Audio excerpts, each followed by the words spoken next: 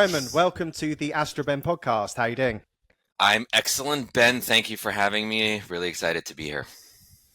Amazing. Well, very excited to have you on. To kick things off, let's hear about your passion. So, can you tell us what sparked your passion for space exploration? Is there an origin story, a moment where you first became captivated by the cosmos?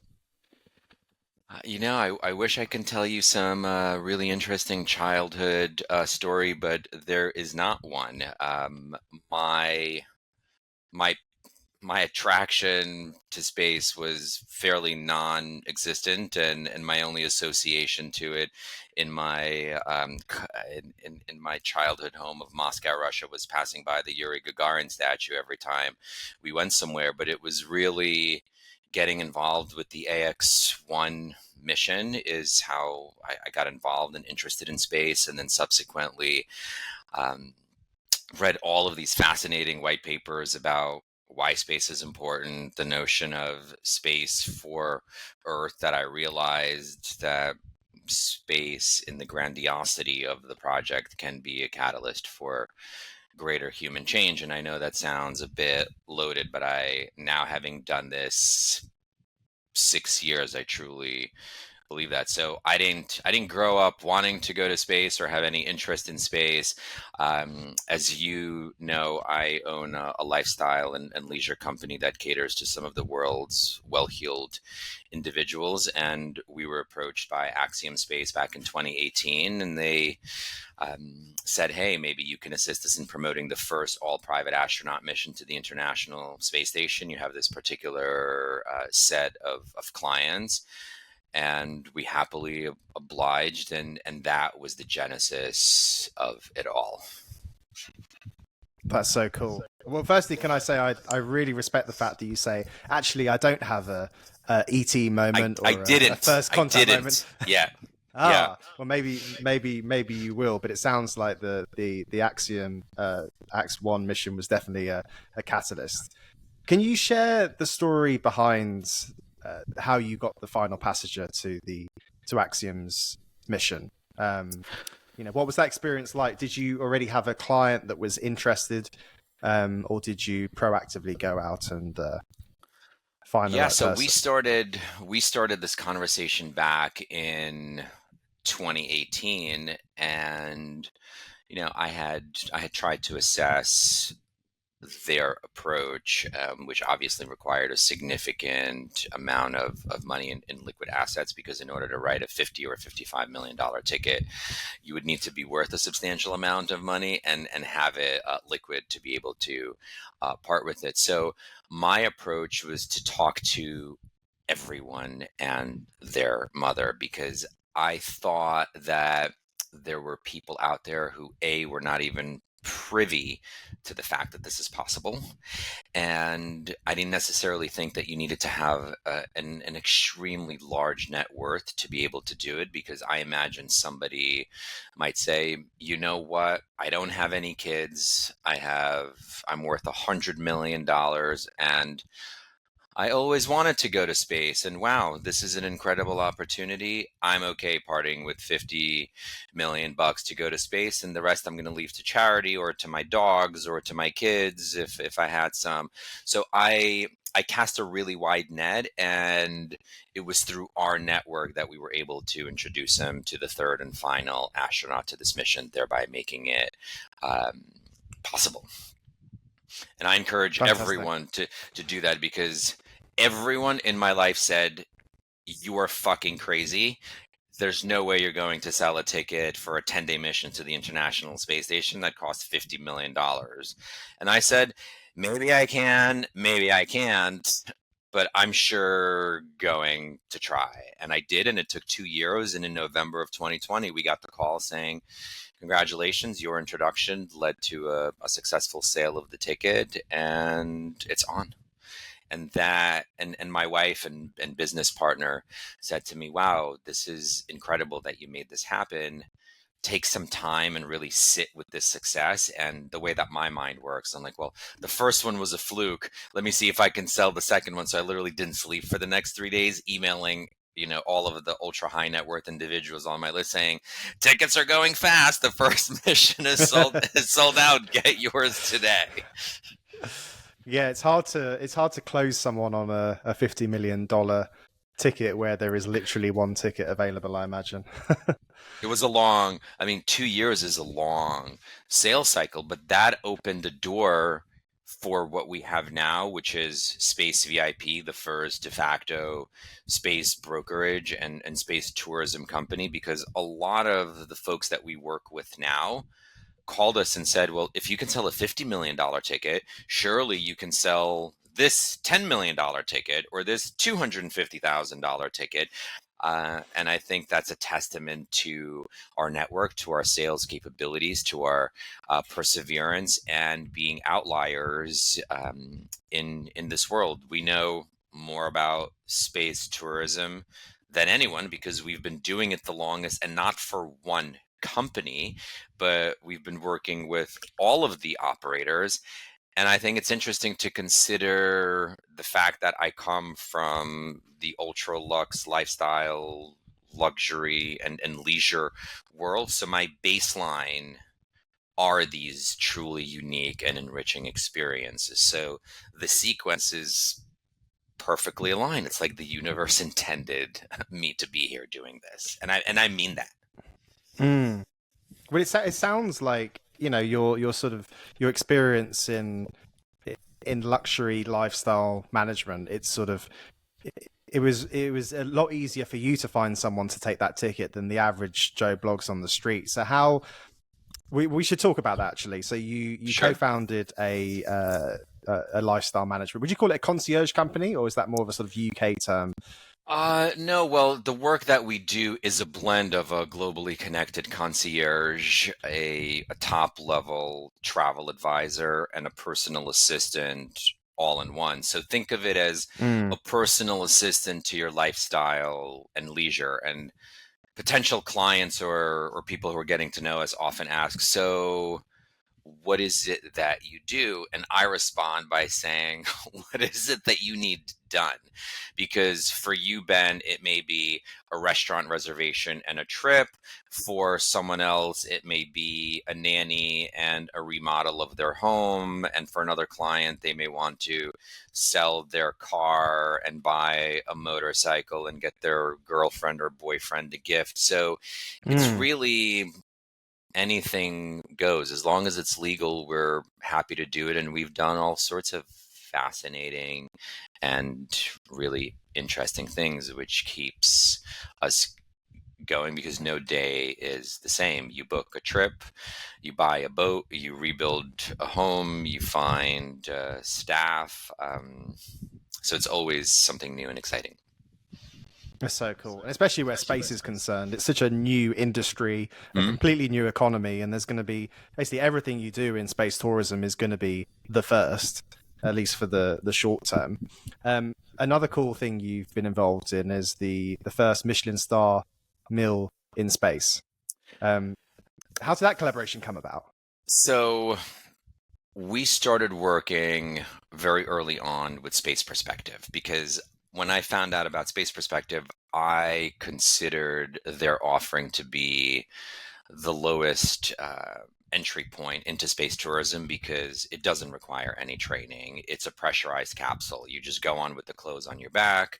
It's a gentle ascent, 2 hours up, 2 hours at apogee, 2 hours back down. So very early on, we bought 3 of some of their first capsules. So we own capsule 22, 31, and 55. And that probably happened 2-3 years ago at this point. And we've subsequently had people who came to us who were offered later capsules who wanted to buy some of the first ones that we had, and they were offering a premium, and I said I'm not really interested in selling them because I think we can use these capsules as an opportunity to educate the public about space, right? So Roman Chiporukha, who nobody knows, telling you that you're too stupid to realize that 50% of the technological innovation that we take for granted actually comes from space, is not going to move the needle. But if we got a cultural artist like Yo-Yo Ma or Beyonce or Banksy to go up there and do something, all of a sudden there would be a spotlight on, why are they going to space? What does it matter? How does it make sense? How does it jive with everything else that's going on?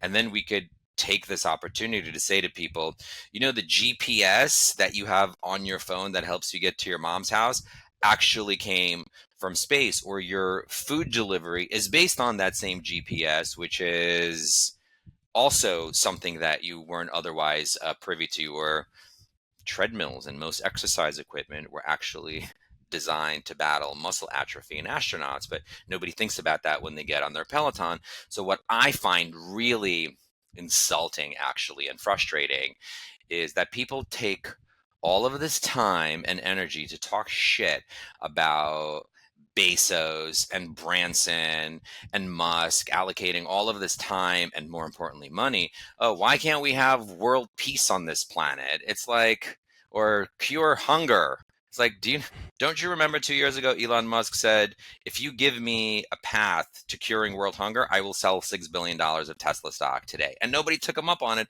because it's a supply chain issue. It's not a money issue. But people love to talk shit. And I think people don't realize that all of these things are as a result of space technology. And if we continue to invest more time and money towards it, we'll have a lot more solutions on this planet, and we'll always have problems.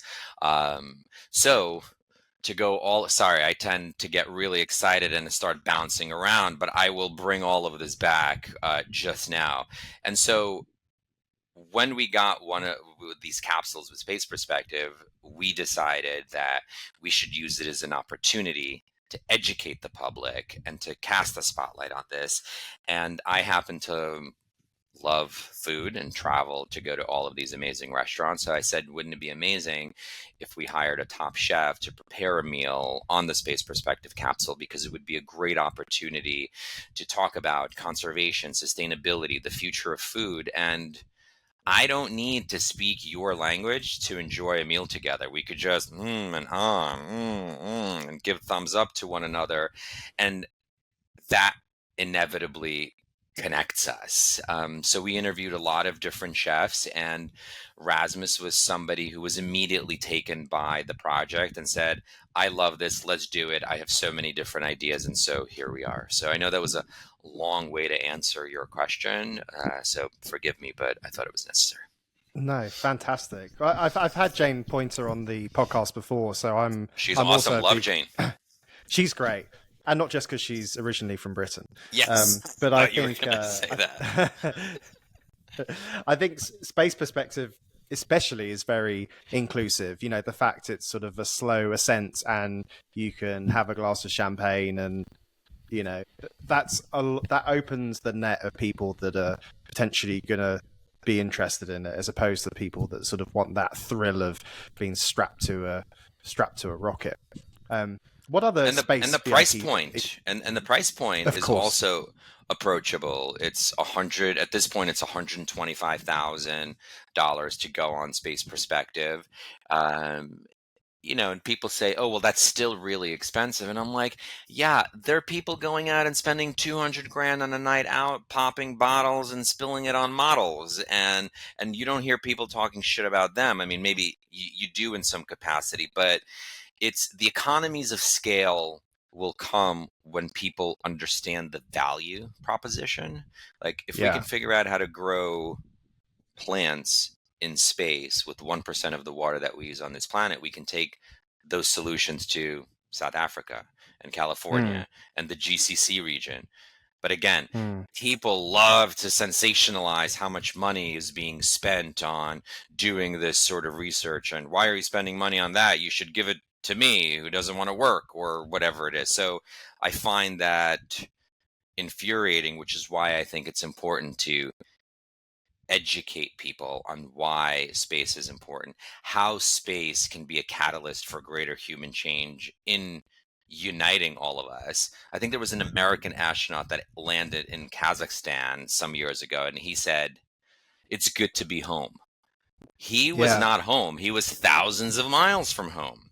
But Earth is all of our homes. So, and again, I don't mean to sound like woo-woo, but you're familiar with the concept of the overview effect. From space, when you see the Earth, there are no borders or dogmas or conflict. You see just a beautiful planet. So, irrespective of the color of your skin or who you prefer to have sex with at night, shouldn't should not divide us, and we should see each other as brothers and sisters. And again, I want to underline the fact that I'm not coming this from an ideological communist point of view, but there is a sense of interconnectedness that I think space can, or the journey into the concept of space can teach us. Hmm. I think you're hitting multiple nails on the head.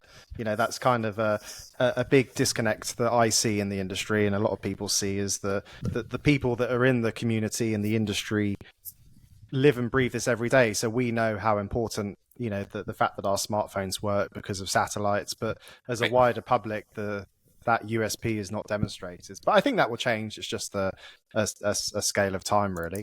Um, with Space VIP, some proceeds go to the Space Prize Foundation. Okay.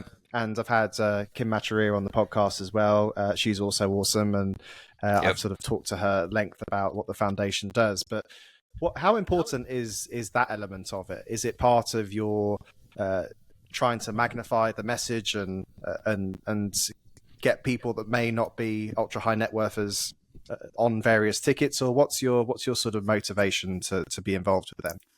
Thanks for bringing that up, Ben. We started the Space Prize Foundation when we were building Space VIP. And as a result of reading all of these white papers about why space is important, we were like, oh, wow, we didn't know about any of these things that I just mentioned.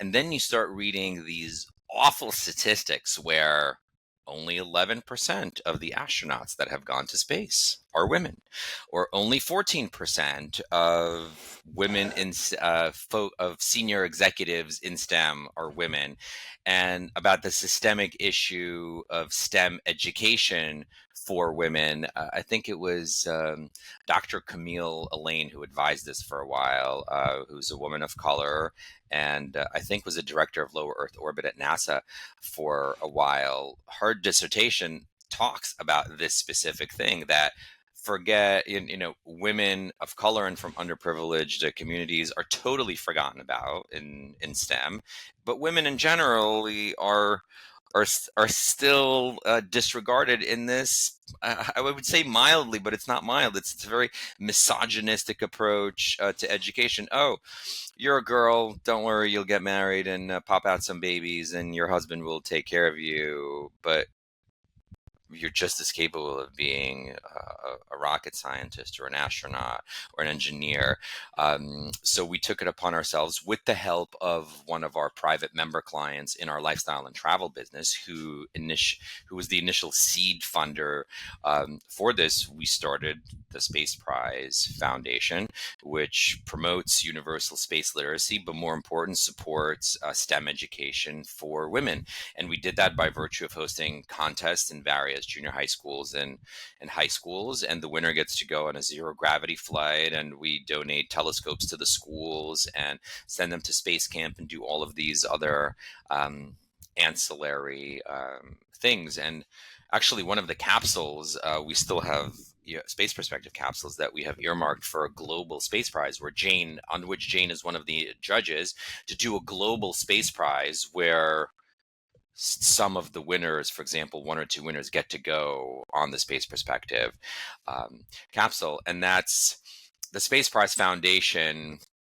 is the perfect way to educate the public about why space is important. Because and I'm sorry if I'm being repetitive, but I just find it maddening when you see people tweeting not negative comments about, as I said, Branson or Bezos or Musk's using the technology that was given to them by space. Like, the only reason you could post your stupid musings are because of the satellites that are up there, and here you are talking shit without even realizing it. And I think that those things need to be, the obvious need to be brought to their attention, so they have an aha moment and maybe take a step back from this general stupidity that has taken over the world. You read something, you assume it to be true, and then you just go with it. Yeah. No, definitely. Well, I'd love to hear more about the other experiences which Space VIP is looking to offer. Like, are you involved with Blue Origin? And I know SpaceX doesn't have a sort of traditional, well, they don't have a space tourism uh, product at the moment. What else is Space VIP involved in? Do you have a sort of pipeline of various opportunities that are going to come up, and perhaps there's some that I haven't listed or might not be aware of? Yeah, we're working with a couple of organizations that will have experiences to lower Earth orbit, that I unfortunately can't discuss at the moment, but they'll be a bit more approachable. We're talking to Vast Space, for example, which will be effectively its own unique space station. That's a little bit of a longer experience in lower Earth orbit. Um, Obviously, there's zero gravity opportunities. There's centrifuge training. There is simulation training that you could do at NASTAR in Philadelphia. There are other competitors to Space Perspective, like Zafalto, coming out of France. There's a Japanese company who's also a stratospheric balloon that has less people that they could send up. So our goal with Space VIP is to be a resource for clients, because maybe you want to do it with Space Perspective, maybe you don't. Maybe you live in Asia and you don't want to fly. Maybe you'll fly to France, but you won't fly elsewhere. Mm, So we want to be a platform where we simply educate people on what's possible and what's more appropriate for them. And I've had folks ask me, well, why can't I just call these companies directly? And I said, you can. Go ahead. And but the same notion of, well, why don't you call the Four Seasons and book them yourselves? Why do you call a travel agent to do it for you?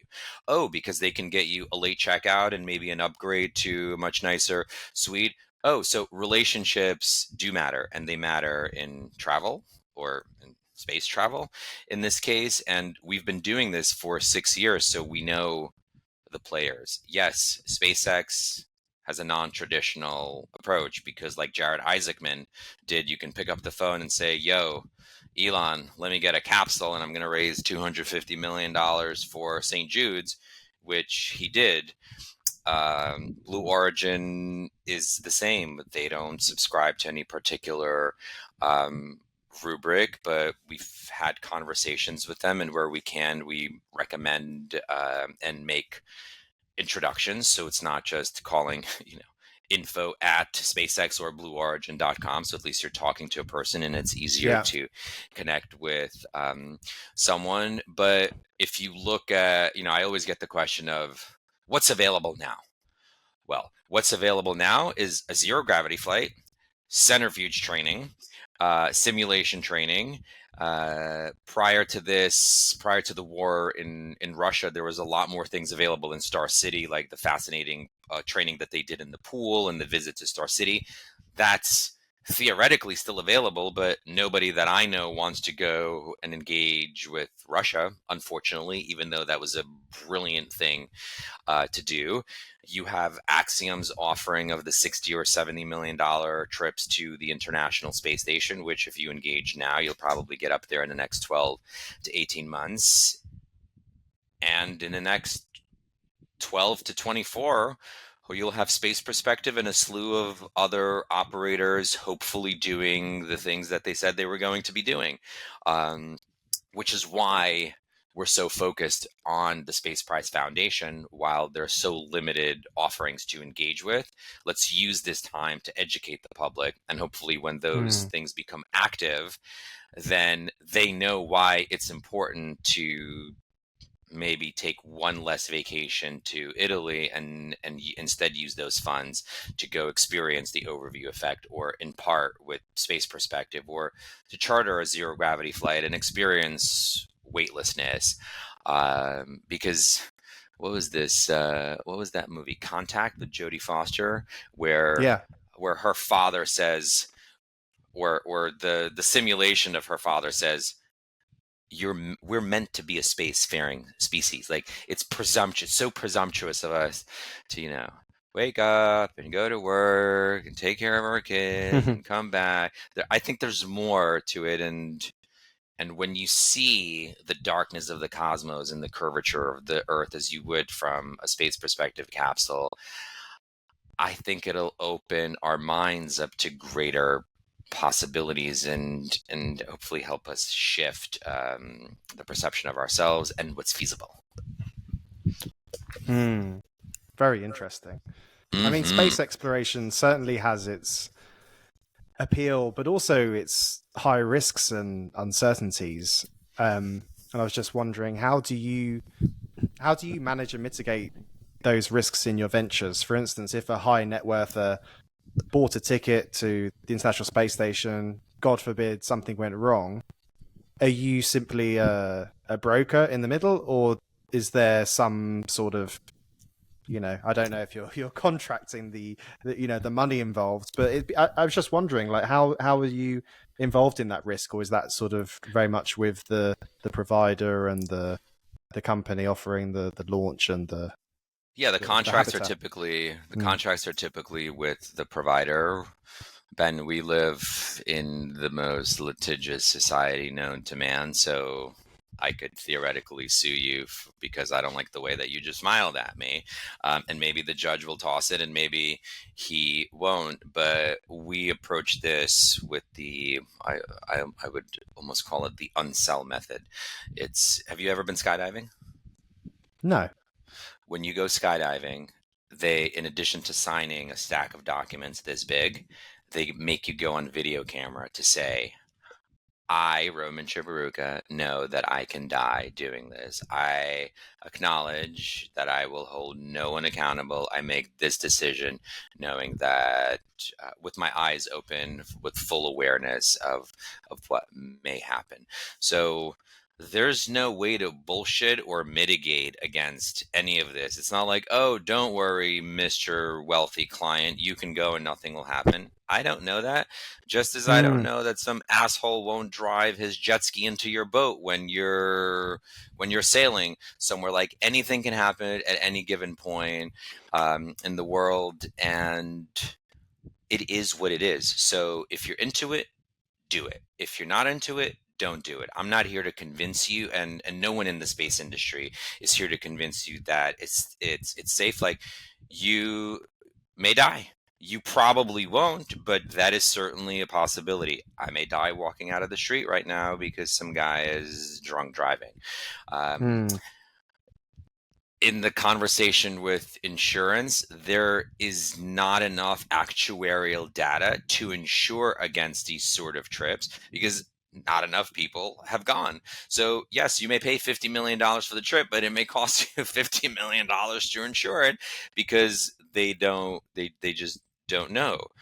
Mass Mutual knows how many 69-year-old men with no heart condition and a healthy medical history will die this year. That's how they're able to give you life insurance or long-term disability insurance.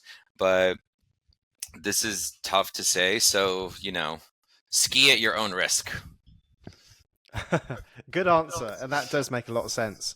And I remember when Jeff Bezos, to bring them up again, but when he went to space and seeing him in the capsule, one of the most richest men on the planet, but ultimately, he's using the same seatbelt as an average person going. Right. So when it comes to space, it is the kind of unifying thing where the risks are always the same, and the whole end-to-end experience, you're treated, you're just the human. And I think that's the interconnectedness that we talk about. We are, yes, you may be smarter than me, but at the end of the day, we were born here. We're all kind of the same. So it's supposed to equalize. It's supposed to bring you back down, not to Earth, but to this concept that we're all interconnected. We all live on this planet, and let's just maybe be a bit nicer to one another. It's interesting because my brother heard me give one of these interviews and talks, And he was like, "Why are you saying all of this stuff?" And I was like, "Well, I truly believe it." And he's like, "But you're a fucking asshole." And I was like, and I, and I was like, he's right. I But am he's also gonna. your brother. Well, yeah, and he could say that, and I will listen to it in an open way, where I'm like, when I'm running late to the meeting and I'm honking at the person in front of me, calling them all sorts of names, I don't think about kindness and empathy. I don't think about the fact that it was I who left the meeting late and it's not you who's driving slow.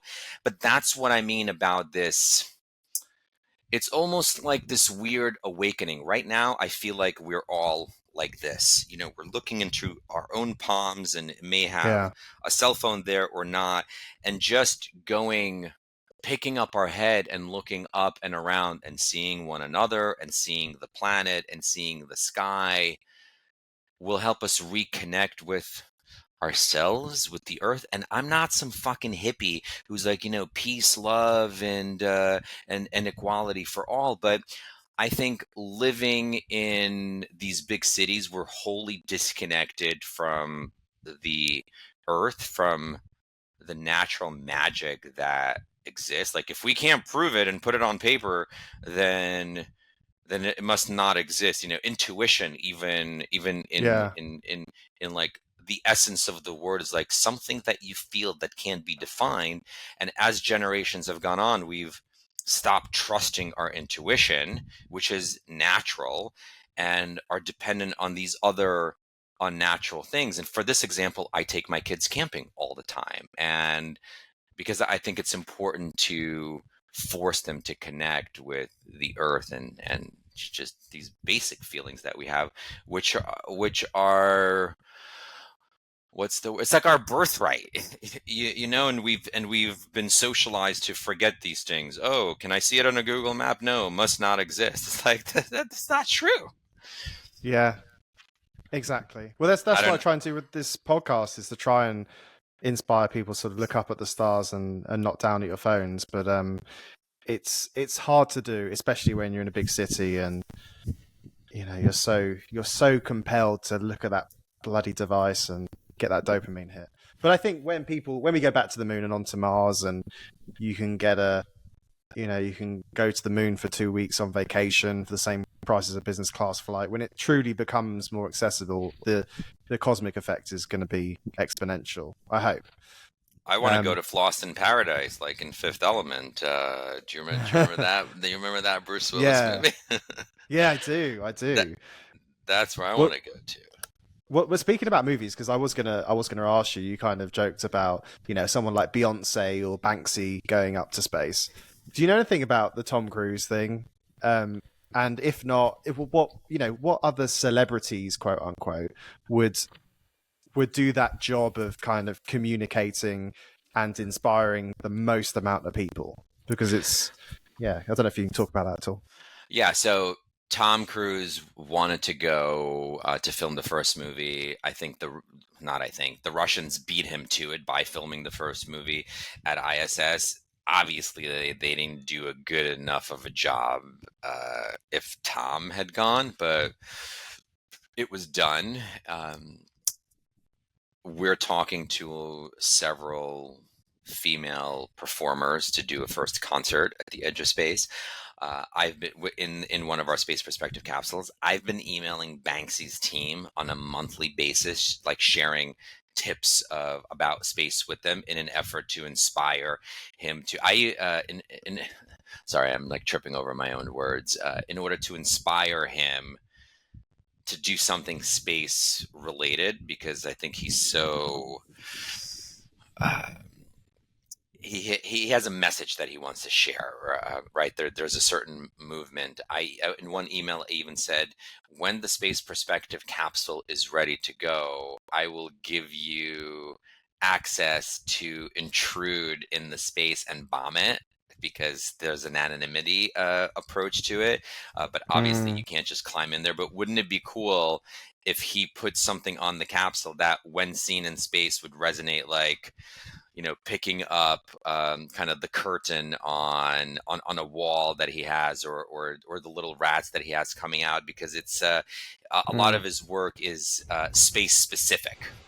right? It utilizes the surrounding elements to make a statement. So I think that sort of thing would be really, really cool. And yeah, we do need somebody major to get involved. Like Ariana Grande has said, I want to go to space, or Carol G has said, I love space and STEM and women. So we've tried to have conversations with them, but I think with tours and with busyness, people are like, oh, it's not yet ready. And the problem is that when it will be ready, it'll be too late for you to get involved because I will find somebody else to do it now.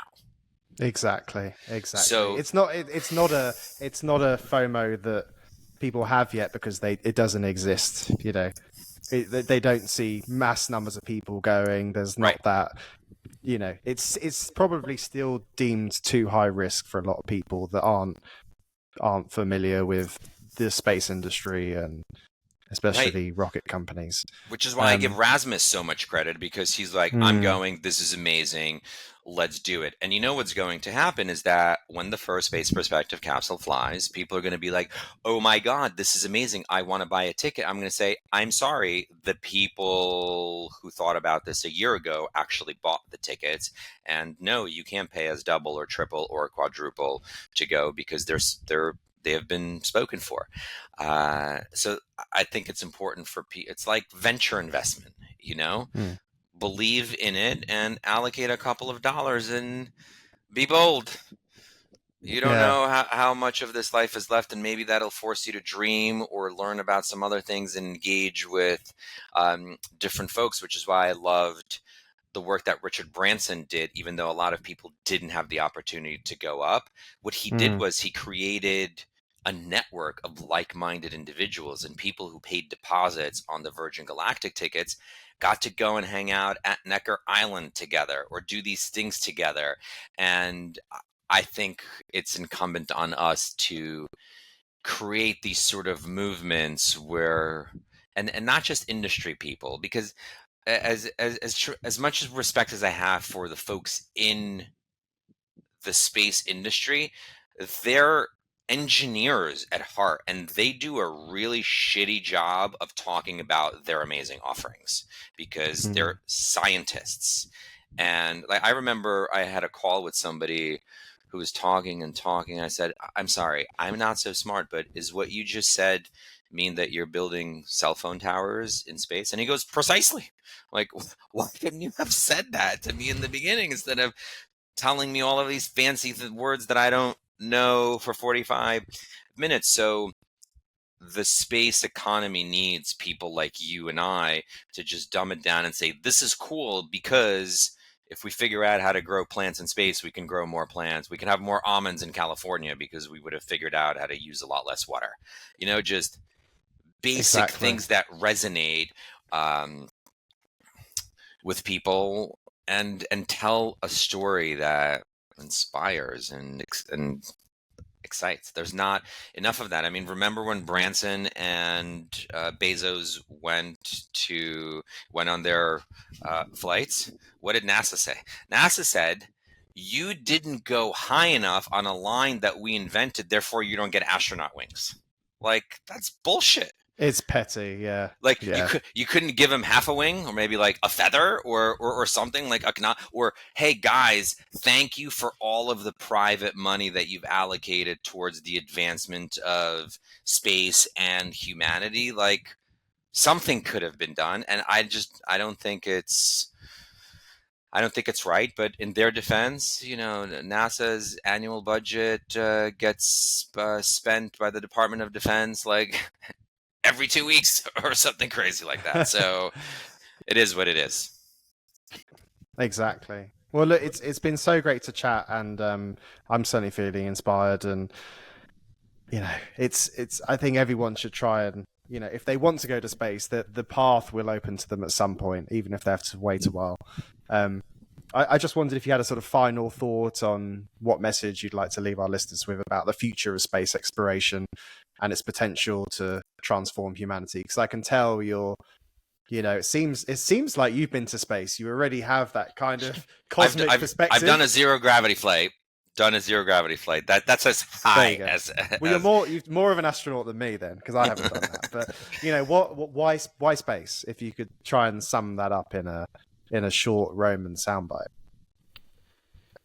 why space. I think we should all aspire to find that curiosity for adventure and exploration that we had as children, that we 100%, most of us, have forgotten mostly about. It's this joy to curiosity and not being afraid. We're successful in our own right, so we're afraid to do something new and afraid to explore because it's easier to do what we've done because it gives us a sense of security. But we didn't do that as children, or at least most of us didn't. So that's what I would leave all of your esteemed listeners with, is try to find that joy to curiosity and the magic of exploration again, and seek that. I love that. Roman, thank you very much. Thanks, Ben. This was awesome.